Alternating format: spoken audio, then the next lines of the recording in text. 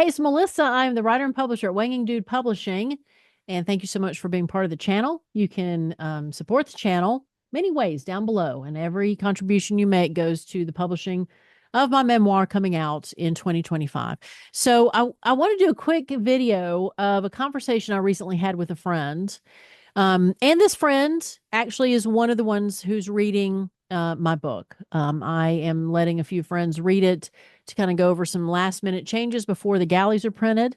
And she made a comment that she appreciated me. I do a book blog as well, not just about my stuff, but just about books in general. And I have the link down below. And she talked about how the book blog has helped her read more, like to be inspired to read more because she used to read avidly when she was young and younger. And now she's older and she finds that she, like so many, and I said, me included, where you go to bed and you intend to read a book and you pick up the phone and start playing games or going through social media. And then, oh, time is gone. It's getting late. I'm sleepy. I'm not going to read.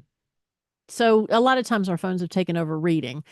And so she said that, and I was very flattered that she was inspired by the newsletter to read more. But she also said that the problem she has though is in finishing a book.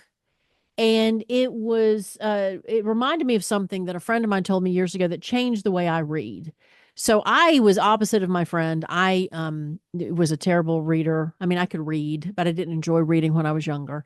And I'm a much better reader as I'm older. I enjoy it more. And a friend of mine, though, I had the same feeling of I feel like I got to finish a book before I start another. Like there's something wrong with me leaving a book unfinished.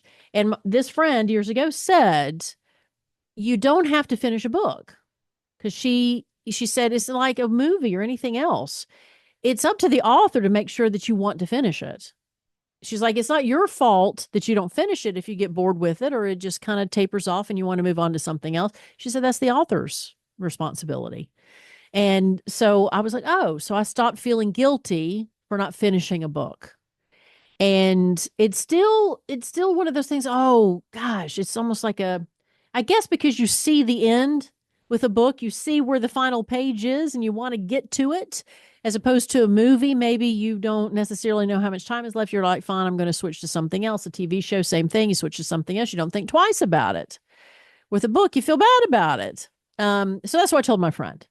And so I felt the need to say this in our conversation where if you are a reader and you have almost stopped momentum and you have all these books you want to read that are piling up behind you, it's okay to let that one go because you may go back to it later. You may be like, okay, I wasn't in the right vibe for that book at the moment, but now I am and I'll go back to it. Just put it aside. You got something out of it.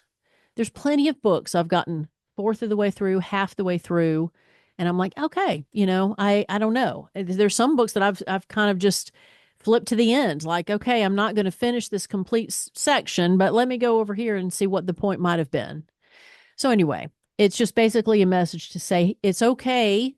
However you read, if you're a slow reader, a fast reader, it's okay. If you finish a book, there's a sign. If you finish a book, great. If you don't finish a book, then it's okay. You can move on.